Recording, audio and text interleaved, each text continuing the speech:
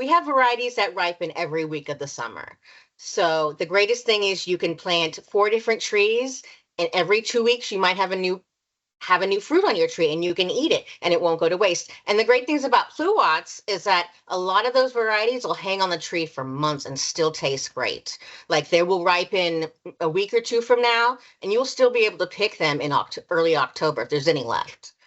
The views and opinions expressed on this podcast are those of Green Acres and our guests. These general gardening tips and suggestions may work for you, as well as those from alternative sources. When using any garden products or tools, read and follow all label directions. And learn how to make your yard summer strong at bewatersmart.info. The Green Acres Garden Podcast is the podcast dedicated to helping gardeners hone their growing skills while we celebrate our love of plants. So whether you're new to growing or a seasoned gardener, you're sure to learn something new. Join the fun as we have conversations with world-class growers, passionate green thumbs, and professional garden experts from Green Acres Nursery and Supply. Listen every week. We'll answer questions you didn't know you had. Plants, you light up my world like nobody else. The way your blooms hit the air gets me overwhelmed. The way I smile at the ground with no weeds to pull. Plants don't know, plants don't know they're beautiful. Welcome all you beautiful green thumbs and gardeners. Welcome to the show. Woo! This is the Green Acres Garden Podcast. We are going to have fun this week. We got a great episode. An amazing guest with an incredible lineage and heritage, and actually has one of the coolest jobs that I've ever heard of. We're going to talk and have a sit down with Lacey Gardner of Zaiger Genetics. It sounds like a name of something that might be out of a sci-fi movie, Zaiger Genetics. Oh, it's cool. But it's such a cool place, really cool people with an amazing backstory. But before we get into that, of course, I got to tip my straw hat to my buddy to my right, Austin Blank. How's it going, buddy? Hello, good sir. I am doing lovely. I'm actually having a really great week so far. It's beautiful out. And yeah, I'm coming off of going to a field trip down to Modesto, Zaiger's Genetics, and I'm really excited because I went down there. I think I mentioned it last week. Yeah, you rubbed it in, bud. You rubbed it in. Sorry. keep rubbing it in. It hurts. But what's cool is now everyone can check it out. So now when this podcast drops, we're also releasing a YouTube video on the Green Acres YouTube channel, and I put together a cool video that really tells the story of Lacey and her family and their company, Zaiger's Genetics, where they create all these amazing fruit trees so people can check it out and get inspired, hopefully. And that's what we're talking about today. Yeah, absolutely. And I was so jealous. But you know what? The second best thing to be in there was seeing some of the clips from your video. Oh, cool. Loving it. I think people will enjoy that. So Lacey Gardner, she is the granddaughter of the world famous Floyd Zaiger, who started and founded Zaiger Genetics way back when. I mean, a generation and a half ago, 2 generations ago. It passed it down to his children, who have now taught Lacey, and she was able to give us some of her time. And I learned so much. And so for some of our listeners, just to give you a little tidbit, Floyd Zaiger is the person responsible for many of the delicious fruits that we grow here as gardeners, and many of the fruits that we get to buy in the store. Because not only did his fruit trees and his genetics make it into the gardens, but they're actually in our farms. So things like Pluots, Apriums, and all these wonderful... Let's just stop there for a second, yeah? Okay? Because Pluots, love it. I'm starting to realize... I'm thankful I know what a Pluot is, and I've had Pluots before.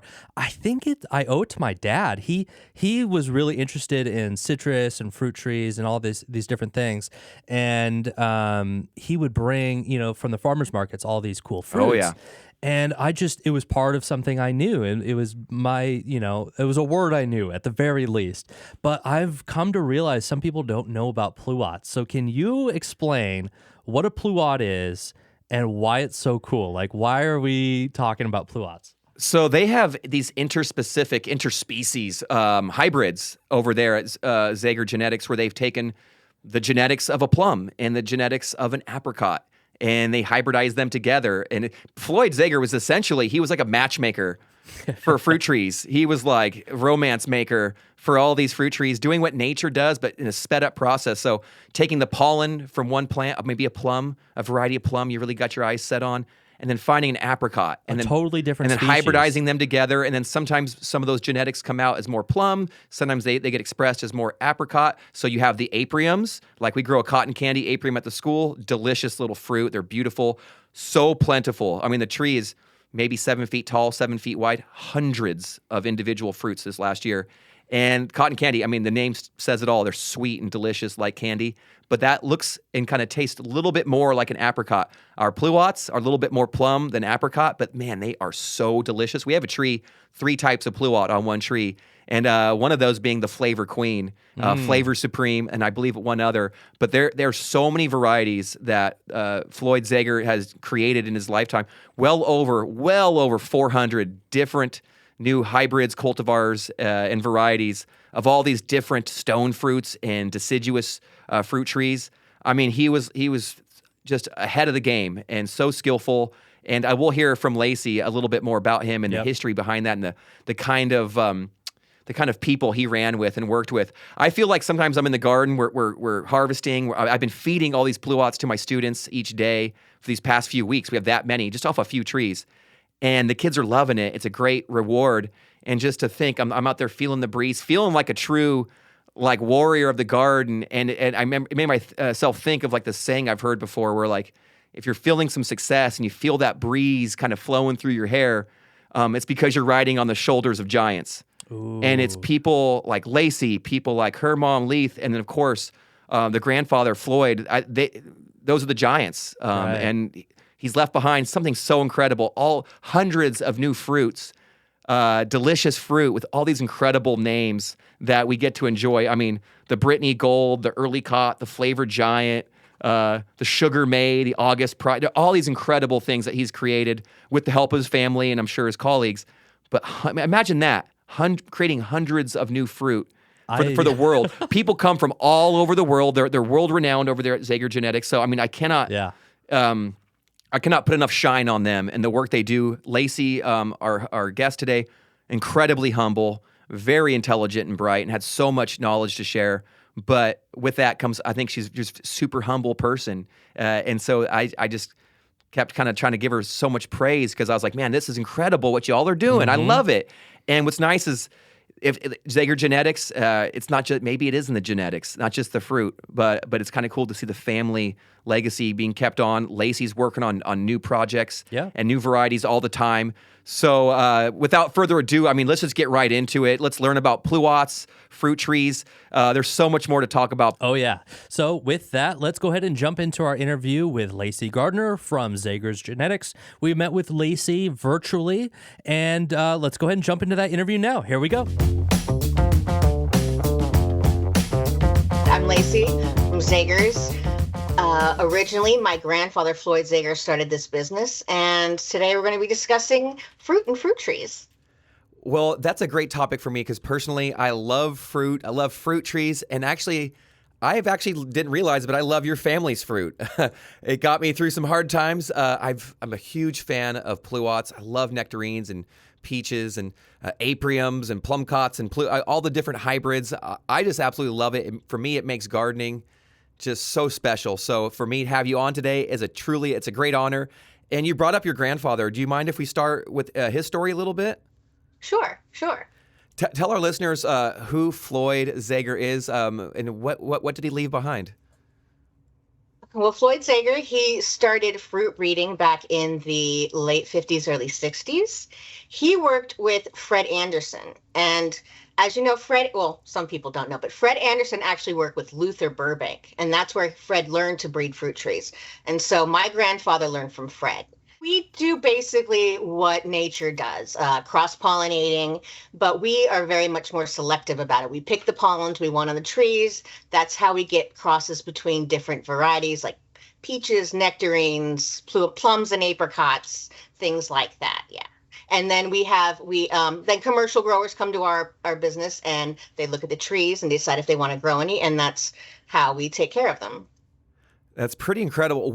You said you're doing what nature does, but really what is that method, if you don't mind, if it's not proprietary? But how does this actually work? How does this magic? This is like gardening. This is like farm magic to me. What's going on there? What are you doing? Oh, yeah. So fact, bees, they go from flower to flower and they collect the pollen, and then they go to different trees and pollinate.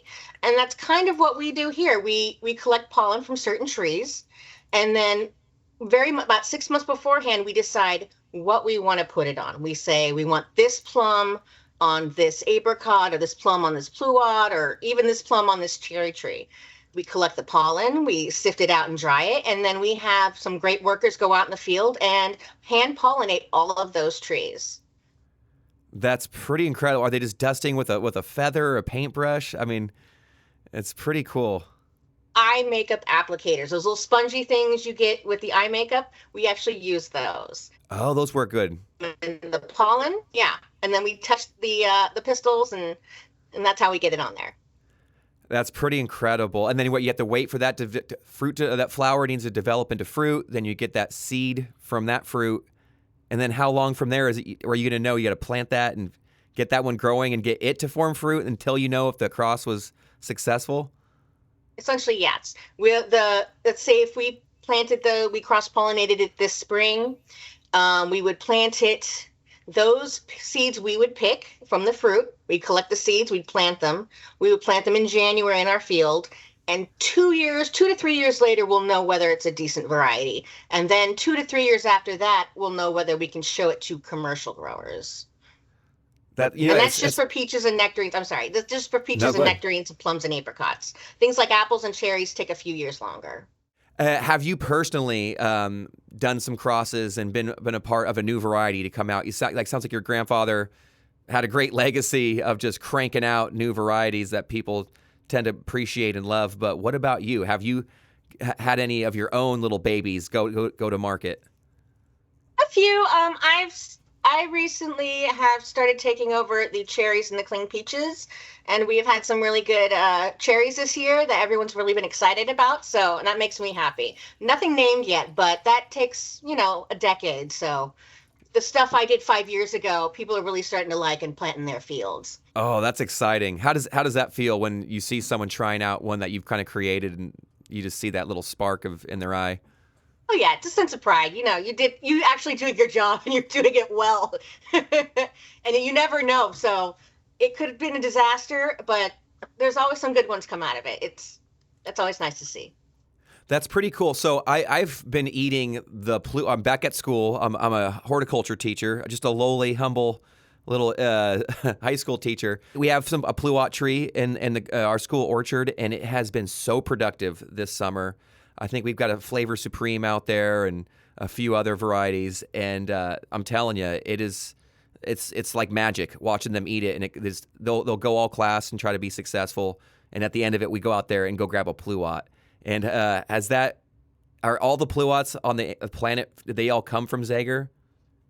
Is this from you originally? Are these genetics from you? I'm curious. Yes. Especially those varieties the variety you just mentioned, that is one of ours. That was quite a while ago, but it's still, you know what, you can't, if it's not broke, don't fix it.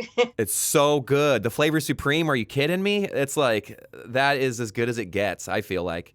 And the trees that we have are just, clusters. They're growing like grapes, I feel like, in a way. They're just clumped up in these fat little clusters, and with that tart little skin on them and that juicy flesh. And most of my students, for them, of course, it's their first Pluot they've ever heard of. Now, Apriums, can we trace that back to you? Are you guys part of the Aprium trend? Yeah, we did those as well, and that's really just more of on the apricot side than the plum side. But they're both plum and apricot mixed together. For sure. That's like you can tell when you eat it. You're like, oh, this definitely seems like it's taken on more of its mom's characteristics or whatever. Like that sweet little apricot. We've got the cotton candy variety, and that thing. It's same. It just produces and just clumps. It's pretty impressive. For you, in relation to your grandfather, it's like, how does it feel to kind of continue on with this incredible work? What's been the stretch and the reach of your fruit? I think we take it for granted. I live here in Northern California.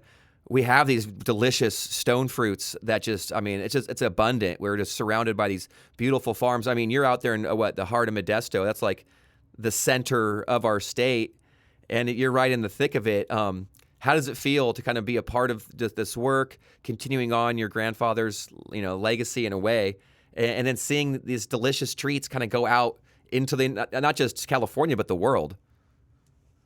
Yeah, it's a nice thing to see, and the thing is, when you grow up into it, it's more or less more of a family tradition rather than you look at it as rather than a world legacy, which is a little bit daunting to think about. But it's always nice to see. We see a lot of our fruits going all over the world, and it just is a testament to how hard he worked and how hard we're all still working to create new and different things and come up with original ideas. Absolutely. It's like, where do you go next? Are there? You mentioned some of the ones that you're working on. How close are they? Or like, what is it? What are some that you're like really excited about? You're like, oh, this is the next. Like just how Flavor Supreme kind of has, its legacy of successful deliciousness. What are you looking forward to that's around the corner? Like what is the holy grail, so to speak, of a new hybrid? Or is it something that just is happy accidents where you just get great characteristics together that just tend to work? I feel like any great piece of fruit is really just a happy accident because somebody sees it and some potential in it and they really want to plant it. And that's how it really takes off, is a farmer has to take a chance on it because these are all so new that it's an unknown quantity and somebody sees something in it and it takes off a lot. Like we have these, they're called plum cherries. They're plum with a little bit of cherry, but they're still plums. And they've really taken off in a couple countries. They can ship really far. So people in all areas of the world, you can put them on a boat and they'll still taste great a month later. And I think that's a really big deal to have. Now, is that the Pluary? They're called plum cherries. They're called Pluaries.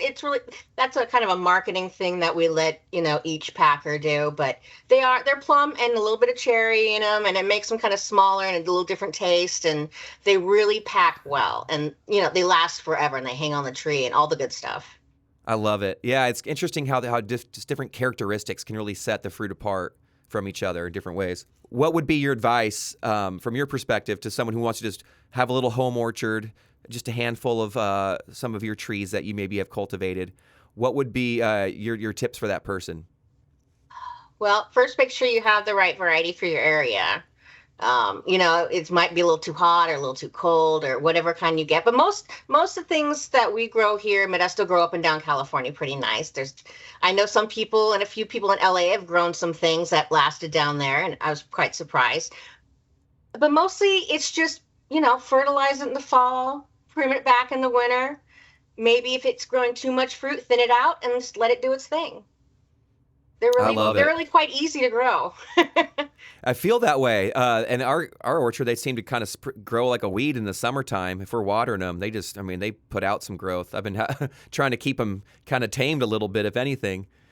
So that's great advice. For someone who's going to be watering at home, how are they water intensive, or do you like to deep water? Are you doing infrequent shallow watering? What would be your watering advice to someone at home? Because I think people, they really want to make sure they get that dialed in. Definitely a deep water. Once a week deep water is probably the best thing. And depending on how big the tree is and how hot it is, that's how long you have to water it for.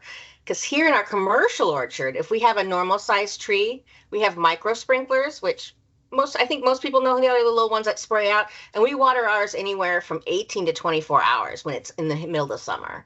So that just says how deep your roots go 3 feet deep down on a really mature tree. So a good deep watering is always the best thing for it.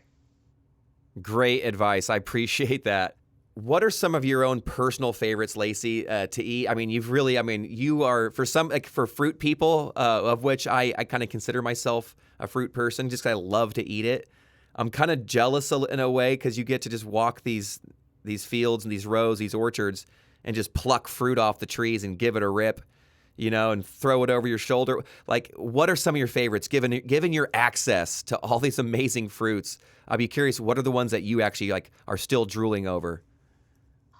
Well, the candy stripe that I showed to everyone last week was really good. It was even a little on the riper side than I normally like to eat it, but it still tasted great.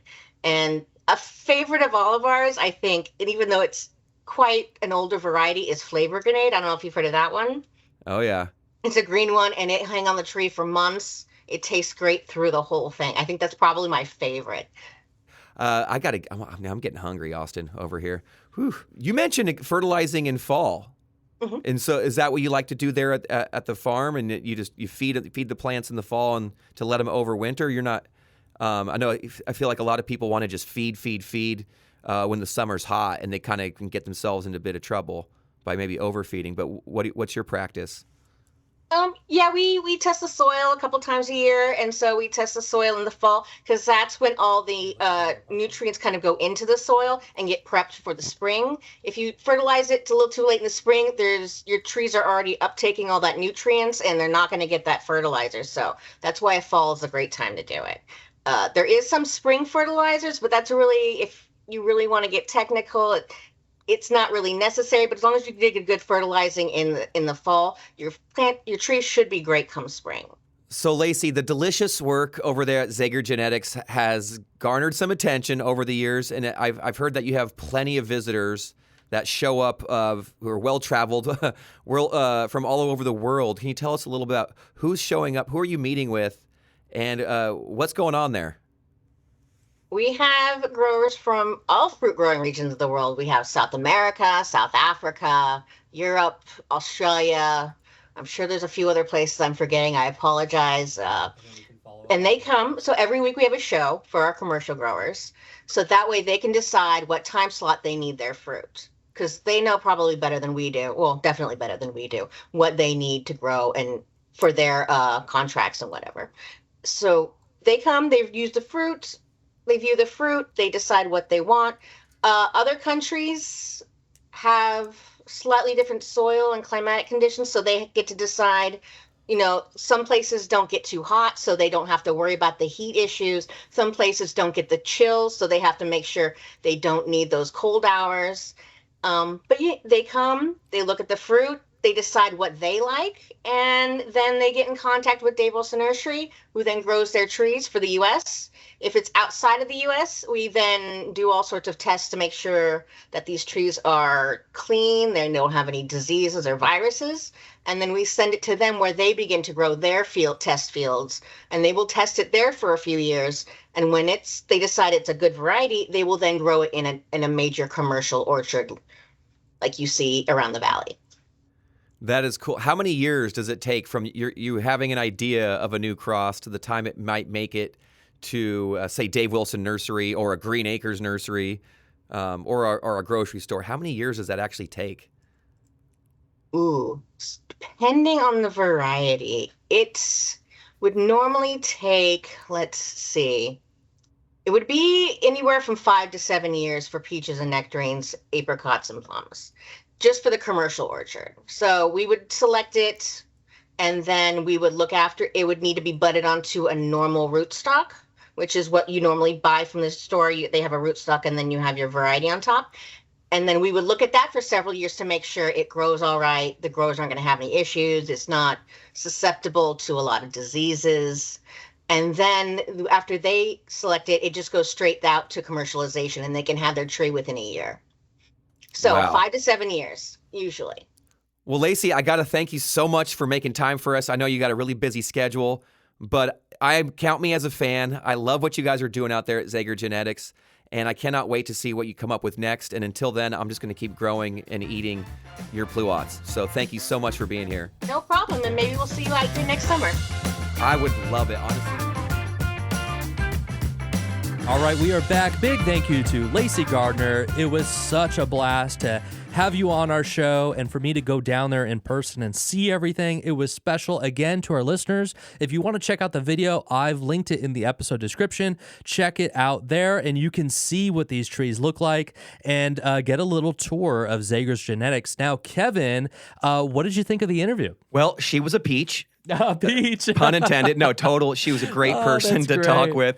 I loved it. It's so cool. We love gardening and plants and all that and the flowers, but it's really the people that make being in the garden, growing something even worth it. I can enjoy something that I grow and eat myself, but I'm telling you, when I grow something, harvest it, and then give it to somebody else to eat, dude, it like lights up my world. I can only imagine the pride she must feel when she goes to the grocery store or a farmer's market and sees some of her family's fruit that's being utilized by a farmer to make money for their families. They're feeding us.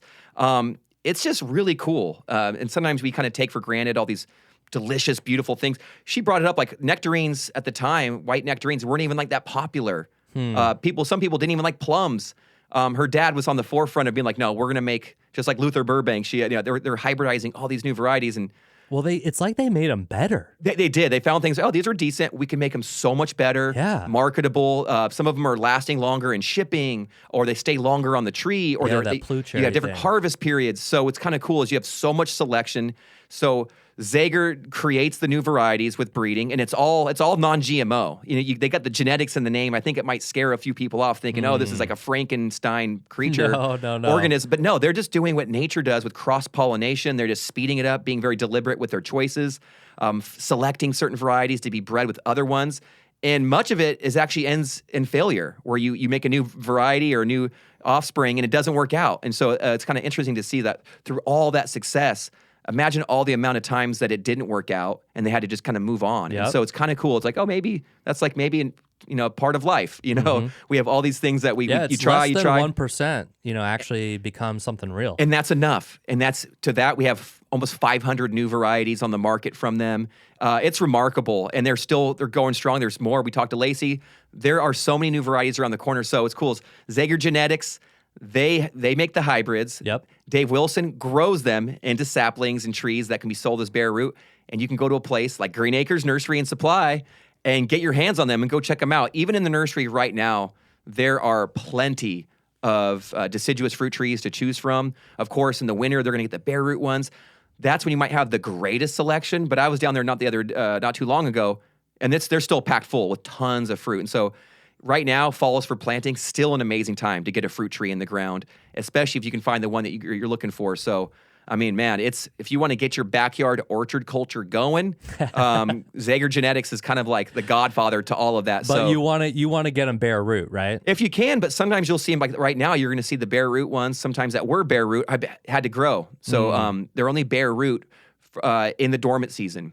Once they start growing, they need to be in soil or they're going to and then be they're toast. in the fiber pots. So right now you might see some in fiber pots. Okay. Other nurseries will take some of those bare root ones and then pot them up into plastic containers, sell those as well. So it's actually still a pretty decent time to get a good selection. So you might actually get lucky, like I said, as the temperatures kind of get a little bit lower, but the soil's still going to be warm. Excellent time to get a fruit tree in the garden, get it going, and get that backyard orchard going. And so I love what she had to say. The deep watering, I thought, was like a killer just suggestion for our listeners. And it's what they do. She said they got a slow drip system, and the water comes out slowly, but they let it stay on for quite some time to really ensure that water gets nice and deep into the soil. Some of their fruit trees are mature. She said they might have roots 3 or 4 feet deep in the soil, so you want to get water down to those roots. Good advice, I thought. So I loved it. Just looking at the list of all their fruits, I'm getting hungry. And what's kind of cool is you can not only just get good variety, but you can spread out your harvest. So if you want to have something fresh to eat from like late spring all the way through fall, dude, that's where it's at. You can go out there and literally look at the harvest period, look at the chilling requirements, and that's how many hours a tree needs to be exposed to really cold weather. I think it's below 45 degrees Fahrenheit. Mm-hmm. So some of these deciduous fruit trees, they kind of needed cooler weather, but they still needed hot, dry summers. But no, they're breeding new things all the time that are really going to, I think, create opportunities for people to have really delicious fruit trees, maybe in places that you couldn't grow them before. Well, that's all for this week. Kevin, go ahead and take us out. Man, thank you so much to Lacey Gardner, our guest from Zaiger Genetics. Just an incredible time talk with you. Thank you, Austin. Great edit, and good luck to you on that video. I cannot wait to watch it in its entirety. Woo. I highly suggest all of our listeners go to YouTube and check out that video. And that way, take a tour for yourself. You can almost feel like you're there. And you know what? Watch the video while you're eating a plum or a peach or a nectarine or a Pluot. That's the ultimate experience. Yeah, for sure. But until next time, garden friends, I wish you all an amazing week. You know, I started with that song that plants don't know they're beautiful, and maybe they don't. But you know what I noticed? A lot of gardeners don't know that they're beautiful too. So if you're gardening, if you're growing, you're cultivating, hey, feel good about it. If you're a beautiful person, you're doing incredible things, and keep up the great work. Until next time, garden friends, happy gardening to you all. And please, never stop growing and breeding.